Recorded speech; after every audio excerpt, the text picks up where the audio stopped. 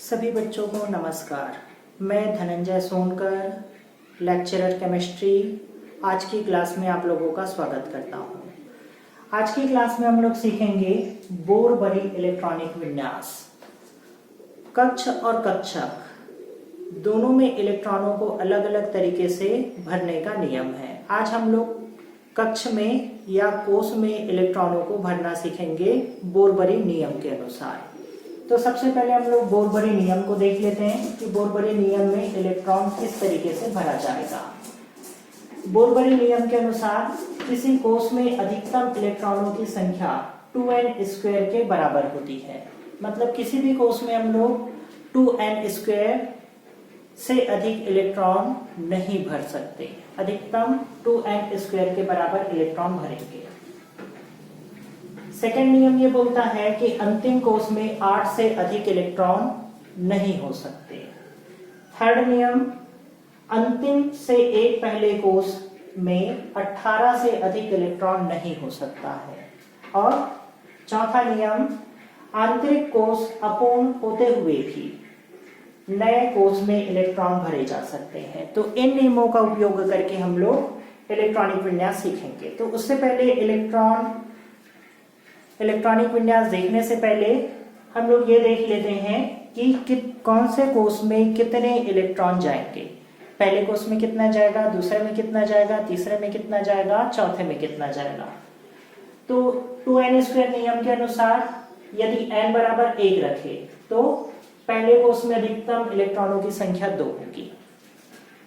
n बराबर 2 रखे तो दूसरे कोश में अधिकतम इलेक्ट्रॉनों की संख्या 8 होगी।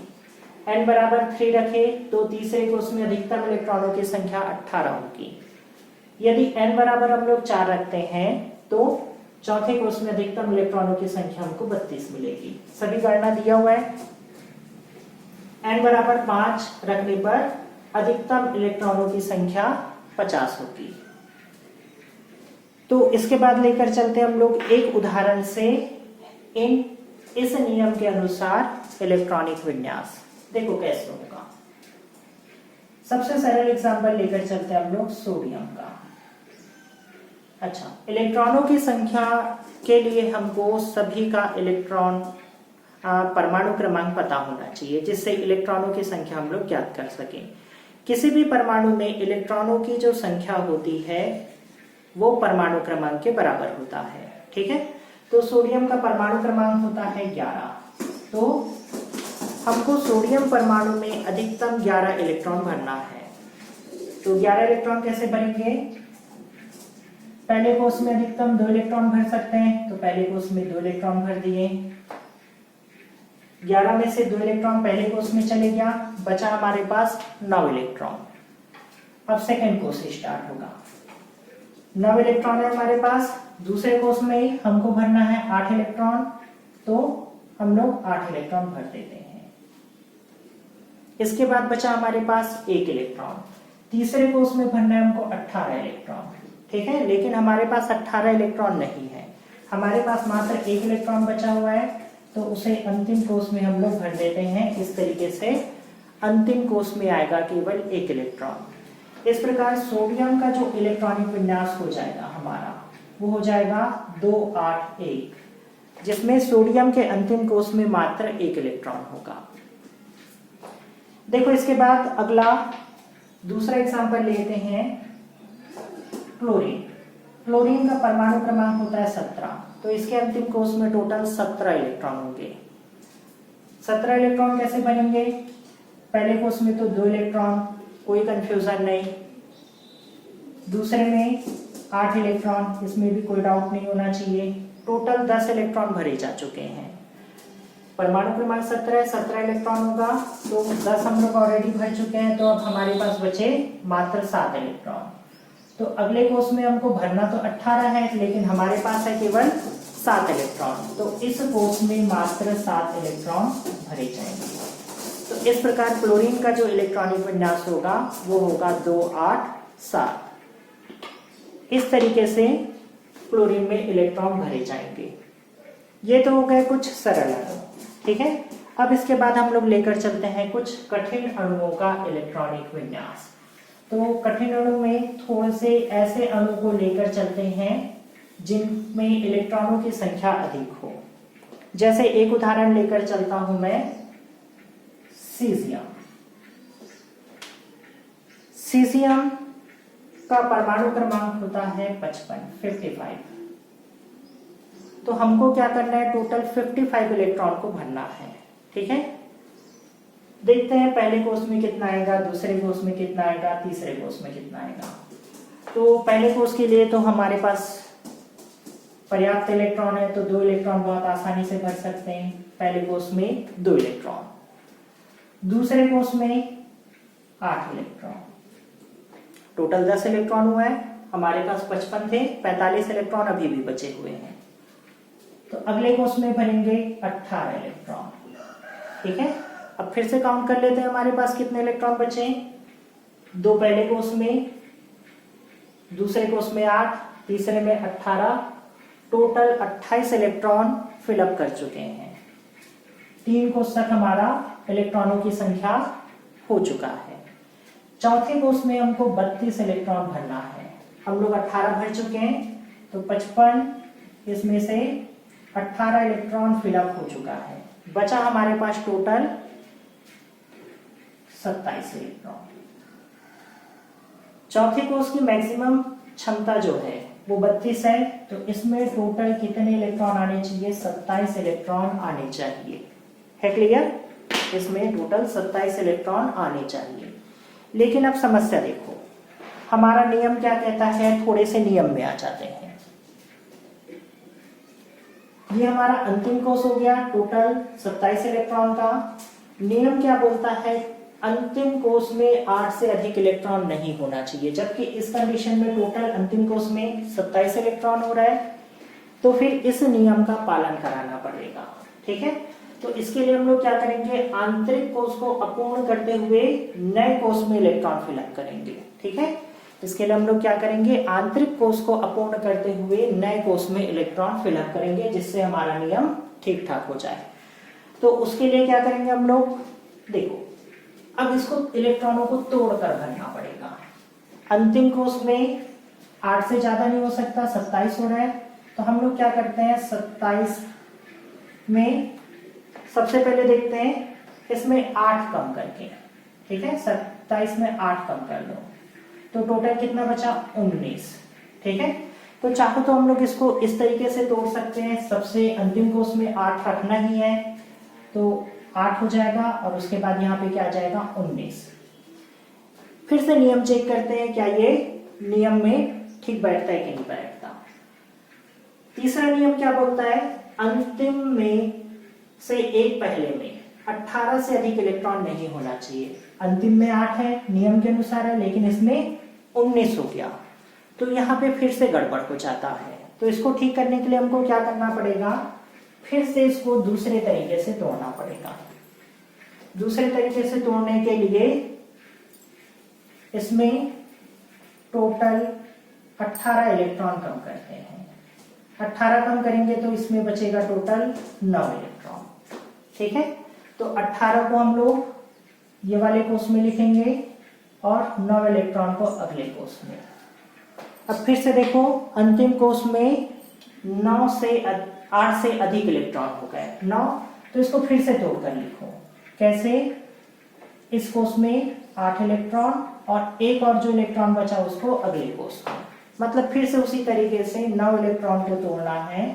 9 में से 8 कम करेंगे, बचा 1, तो 8 को डालेंगे हम लोग ये वाले कोष में, और एक इलेक्ट्रॉन जो बचेगा उसको अगले कोष में।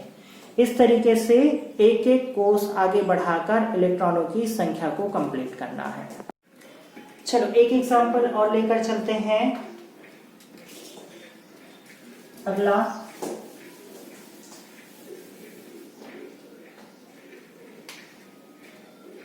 ब्रोमीन, परमाणु क्रमांक 35 इलेक्ट्रॉनों को फिलअप करना है।